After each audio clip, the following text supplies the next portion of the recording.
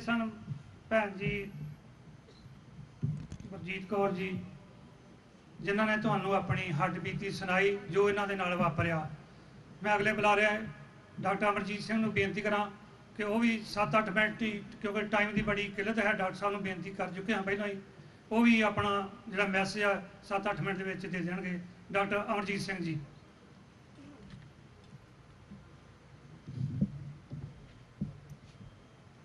बेपत होइयां कौमां दे घर दूर फरेबी धरते।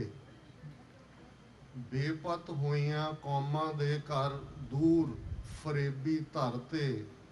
बद नसीब पैरां दे हेठां खाक विशैली गरके। मूँह जोर समा न कौमे मेट सकेगा तैनू। अपनी पत पछाण लवें जे लड़ माही दा फड़ के। वाहिगुरु जी का खालसा वाहिगुरु जी की फतेह। Hundreds of Sikh representatives across North America in front of the United Nations are giving a message, and the message is enough is enough. We all know, the world may not be knowing, what happened not only 30 years ago, since 1947, when Sikh nation was captured in the Indian map, that how one after the other policy of the government of India was focused on eliminating Sikhs, destroying us, absorbing us in the Hindu mainstream. One of the freelance writers, anthropologist Milan Kundra, has said one thing which fits into what we are going through. He said, the first step towards liquidation of a people is to destroy its books, its culture, its history. Then have somebody to write new books, invent new culture, create new history. Before long, those people will forget what they were and what they are. The struggle of memory against forgetting is the struggle which we are facing today. On one hand, in these 30 years, over 12 governments changed in Delhi. It was not only Congress, it was VP Singh, Chandrasekhar, people those Sikhs always considered as their friends. Nothing changed, nothing changed. The things have gone from bad to worse and worse to worst. Today, Hindu fundamentalist Modi is ruling India. And what a joke. Manmohan Singh was Prime Minister for 10 years. He said 3.5 lakh rupees for everybody killed in November 84. And this neo-Nazi Modi says, no, 5 lakh rupees for every killed Sikh. That is where we are. And the message is very clear.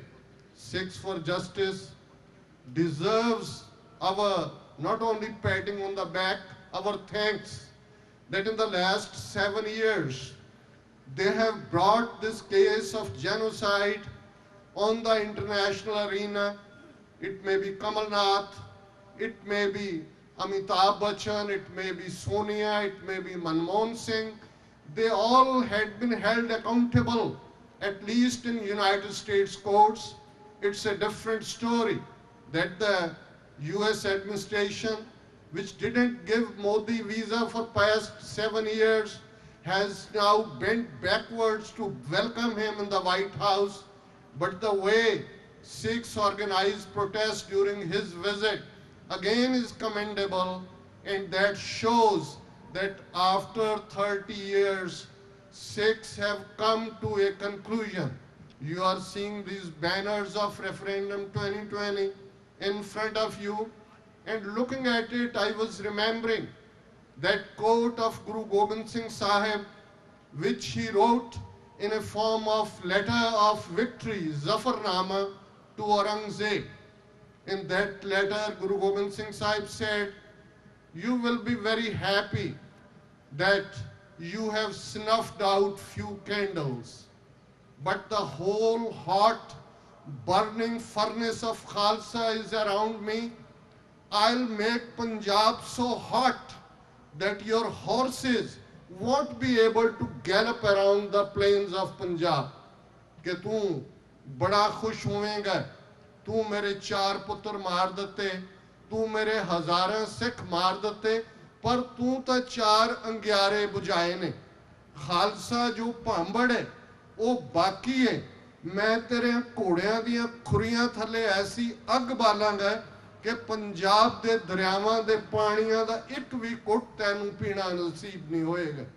इतिहास गवाह है, history is evidence that Sikhs changed the whole culture of that land, routed out that tyrants, that tyrannical regime from the face of India, the Mughals, the Afghans, the British colonialists, and today Hindutva rulers. The fact is that now we are out of the victimhood. When we say justice, it means very clear what justice means. And as it was quoted by Dr. Saab earlier, Martin Luther King, he said, injustice anywhere is the threat to justice everywhere. Today, the representatives of 193 countries sitting inside, they owe their allegiance to the Charter of Human Rights. And that Charter of Human Rights gives the right of self-determination to the suffering people, to the suffering nation. And one thing more I like to mention, the preamble of this UN Charter of Human Rights very clearly says that if a man is not to be compelled as a last resort to rebellion, his human rights must be protected by the rule of the law. Sikhs, after 30 years, they have come to the conclusion, enough is enough. No more with Hindu India. The Sarbat Khalsa of January 26, 1986 had already decided, and the 5-membered Pantha Committee declared on 29th April 1986 that Khalistan is the only solution now left for the Sikhs. And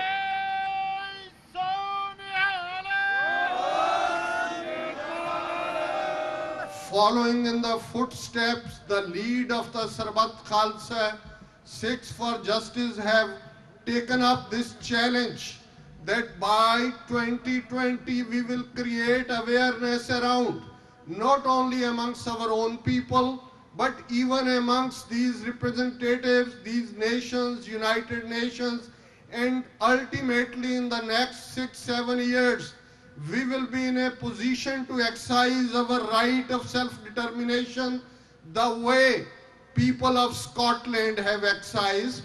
If in Scotland after 307 years the union with the England can be challenged, if in Quebec in 1980, in 1995 referendum can happen, if in East Timor, Macedonia, Kosovo that right can be used by the people to decide what kind of structure they want, Sikhs have the same right of self-determination for their own independent sovereign country between the river Jamna and the Wagah border.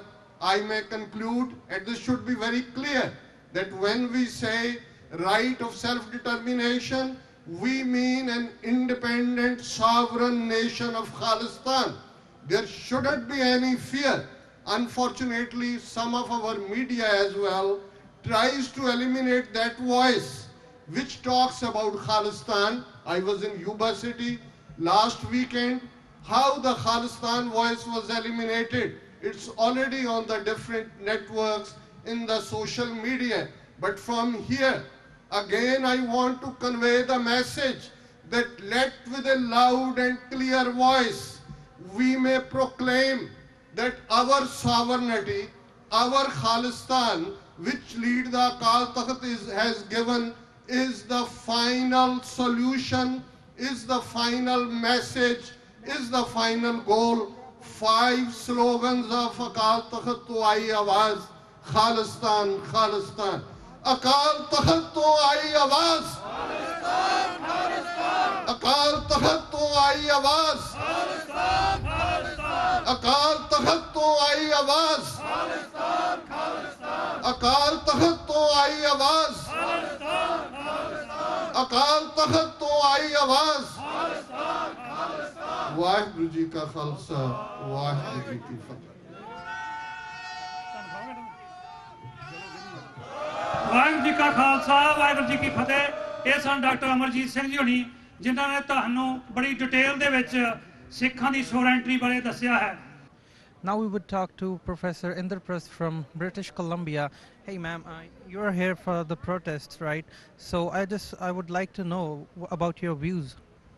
I'm here in New York to stand in solidarity with Sikhs commemorating 30 years in recognizing the atrocity that occurred to Sikhs, which the Indian state has consistently labeled as a riot.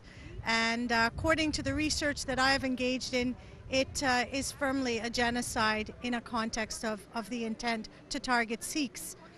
I am standing here because I have recognized that justice and punishing perpetrators is not happening as it should. I was in Tilak Vihar 5 years ago with the widows, and I really see how 1984 is alive for them today. And so I think we need to start to move forward. If the Indian state is not continuing to take the grievances of Sikhs forward in a serious way, it is necessary, according to many Sikhs, to create a Sikh homeland, a Sikh nation, which has often been considered on the fringe and a dream. But I was in Lahore. I saw the Maharaj under Ranjit Singh. It was real in architecture and its spirit. And so the spaces need to be created for Sikhs to talk about Sikh nation, because the quest is not illegitimate. There's been systematic struggle to hold on to Sikh identity going back from the Mughal, the British colonial rule, and today the Indian nation state. And the current geopolitical climate is making it increasingly more difficult for Sikhs to hold on to their identity. And in this context, we're talking about recognize the sovereignty of the entity of Sikhi, which today is becoming more difficult for Sikhs to hold on to. So being here and as a scholar, and also to show Sikhs that they're not alone, I'm here today. As a professor, what do you think that you're talking about the separate space for the Sikhs? How this can be achieved as a professor? I mean, I just want to know your point of view. Well, I think every group that tries to achieve sovereignty or an independent homeland has its own struggles. I think for Sikhs it's exceptionally difficult, because if we're talking about an area of Punjab, that's going to be not given up very easily by India. And of course, in a geopolitical climate where India is ratifying economic agreements with America, with Canada, you're not going to get the support from governments either. So I think the strategy is to educate, to keep the spirit alive that this question of Sikh nation is not illegitimate, because our actions and work today of educating, commemorating, informing is going to bear fruit in the future. And I think even when people were in the Khalistan movement, for those that I have spoken with, because I've researched that time period, they didn't expect the movement to last more than 3 or 4 months. And how long did it last? So if we look at the Armenian genocide, it's 100 years and they're still not getting their spaces. But I'll say one thing, I'm half German, and part of my ancestry is also from India, and Hindu and Sikh and Christian. We never ever believed that the Berlin Wall would fall apart, because on my mother's side, they were caught. It fell apart. Nations are fluid and borders change. And for that lived witnessing, I do have faith in the Sikh psyche. And places like this, where our commemoration and our quest to continue is alive, we may see that fruit in the future. I think the biggest issue for Sikhs today, if they want to achieve their homeland, is they have to connect to Gurbani, and they need to stay united and recognize the strategies of the state that divide them. 1984, the Khalistan movement, the torture, and many humiliation tactics by the state. And this humiliation continues today with the revoking of visas and the laws of sedition that India uses to silence its people. I also want to say that the state continued to humiliate even the dead bodies during Operation Blue Star. Brahma Chalani, a correspondent of the Associated Press of America, the only international press who was there to witness what happened in Amritsar, said the bodies were being brought in municipal garbage trucks on June 6th. Sikhs are deeply scarred by this chapter. While indeed they want to forget 1984, it cannot and it will not be forgotten. As one Sikh told me, I know our sisters, mothers, and our kids have been killed in such a way that a dog or snake would never be killed. The fact remains that Sikhs continue to feel oppressed. How much more do they need to beg to get justice? If justice is not delivered by a nation, one has to rethink the ethics of the state. And in the case for Sikhs, a Sikh nation. For Sikhs, Muslims, Dalits, Christians, Kashmir, and other minorities, many continue to be excluded in the sharing of the fruits of the sovereign nation India in terms of land, language, and identity. Being deprived of these rights are the root causes for social movements that aim and achieve and fight for sovereignty in many forms. Sikhs are a historical community. They occupied a past territory under Maharanjit Singh. They share a distinct language and culture. What gets overshadowed is the central issue for the struggle for Sikhs, and that is the preservation of their identity. To be recognized as a distinct faith, Sikhs having a distinct identity and not as a militant wing of Hindustan. The Indian Constitution fails to recognize this Sikh distinct identity under Article 25 in the Marriage Act. This is political and demonstrates how India continues to operate from a Hindu-centric lens. Interesting to note that Pakistan does have a space in its constitution where Sikhs can marry under an act recognizing their identity. What also people forget is the continued governmental interference in Sikh religious affairs and in the management of the Gurdwaras. This has been a struggle since British rule and continues to be a struggle in India today. The Sikh grievances under Bhindranwale advocated for the Anandpur Resolution of 1973. This continues to be ignored. Sikhs at the time noted the urgency in preserving the Panth's independent entity and creating an environment where the Sikh expression can run free. And this includes free access to Pakistan, Nankana Sahib, the birthplace of Guru Nanak. I was there to celebrate and to commemorate Operation Blue Star a few months. And when Sikhs enter that land, there are people that have waited 50 years just to be able to touch the birthplace of Guru Nanak and Nankana Sahib.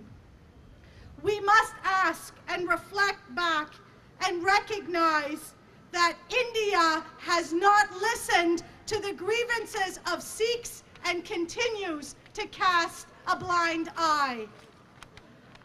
Sikhs who desire a homeland have been confronted with systematic discrimination to establish a legitimate political party that separates separatism in India.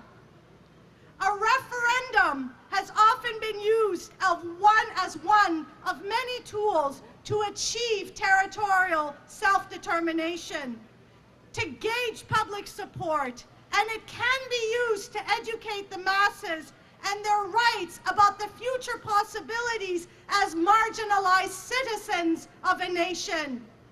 A referendum can function to identify a regional status of a minority group. For Sikhs, it can illuminate where they stand with the rest of India and pressure the state to take their grievances seriously. I come from Quebec. I was living in the time period of the Quebec separatist movement, and I know how my Canadian government gave spaces for an advocacy and space for referendums. Today, the hegemonic viewpoint is that people don't want Sikh nation Khalistan. This response is not surprising, knowing how much fear Sikhs in India and outside of India are feared. When I was in Punjab, many Sikhs told me a Sikh homeland would be a medicine for the wretched conditions that confront their everyday life. Sikhs are walking through dark times where the current geopolitical climate makes addressing human rights issues very difficult.